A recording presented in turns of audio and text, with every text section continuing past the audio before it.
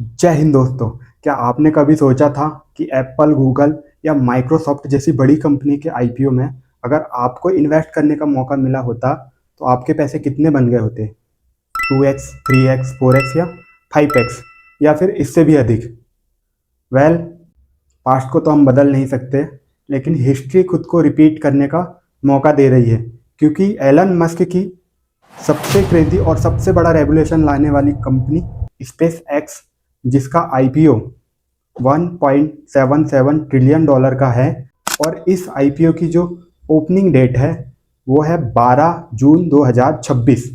जी हाँ, 12 जून 2026 को दुनिया का सबसे बड़ा आईपीओ होने जा रहा है। एलन मस्क की कंपनी स्पेस एक्स का आईपीओ अगर सक्सेसफुली स्टॉक मार्केट में लिस्ट हो जाता है तो ये सदी का सबसे बड़ा आईपीओ हो सकता है।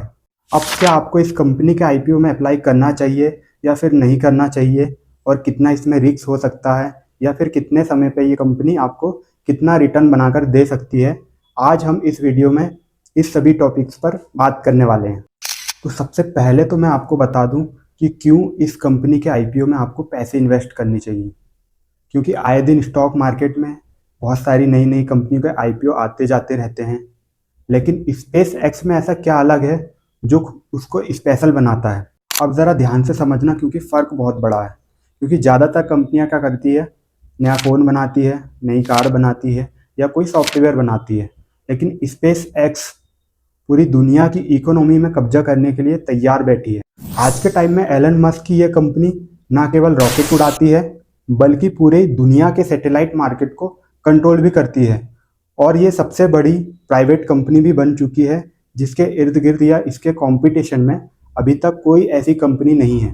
अब ज़रा आप ही सोच कर देखो, अगर इतनी बड़ी कंपनी का आईपीओ स्टॉक मार्केट में लिस्ट होता है तो उस कंपनी के आईपीओ की जो डिमांड है वो किस लेवल तक हो सकती है। लेकिन दोस्तों, स्टॉक मार्केट का एक नियम है, नो रिस्क नो रिटर्न, और स्पेस एक्स की कंपनी में जितना बड़ा प्रॉफिट होने के चांसेस है उतना ही बड़ा रिस्क भी है। पहला रिस्क स्पेस का बिजनेस, जो कि अनप्रेडिक्टेबल है, क्योंकि कंपनी का एक भी रॉकेट क्रैश होना यानी पूरी कंपनी के करोड़ों डॉलर को डुबा सकता है।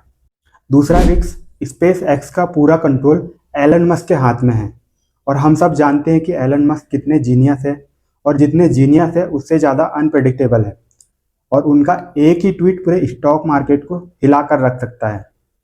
और तीसरा रिस्क कि इसका अगर आईपीओ लिस्ट होता है तो उस टाइम पे इसका जो वैल्यूएशन होगा वो बहुत हाई होगा, जिसकी वजह से आम रिटेल इन्वेस्टर है उनके लिए जो शेयर है वो काफ़ी महंगे हो सकते हैं। चलिए अब बात कर लेते हैं कि आपके लिए ये आईपीओ शॉर्ट टर्म के लिए ज़्यादा फायदेमंद हो सकता है या फिर लॉन्ग टर्म के लिए।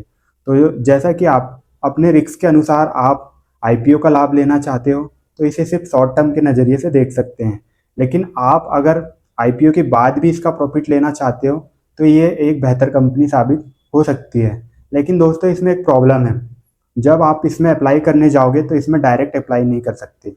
रीज़न, क्योंकि जो कंपनी है वो यूएस मार्केट में लिस्ट होने वाली है, जिसके वजह से जो इंडियन इन्वेस्टर हैं वो इसमें डायरेक्ट अप्लाई नहीं कर सकते। और आपको अगर इस आईपीओ में अप्लाई करना है तो उसके लिए मैं अलग से एक वीडियो बना दूंगा, जिसमें दो तरीके से आप अप्लाई कर सकते हो, एक डायरेक्ट मेथड और दूसरा है इनडायरेक्ट मेथड। और बहुत ही आसान तरीके से आप इस आईपीओ में अप्लाई करके इसका फ़ायदा उठा सकते हो। सो आई होप कि आपको ये वीडियो में दी गई जानकारी अच्छी लगी हो, तो वीडियो को लाइक और शेयर ज़रूर करना, और ऐसे ही अपकमिंग आईपीओ के लिए चैनल को सब्सक्राइब जरूर कर देना। जय हिंद।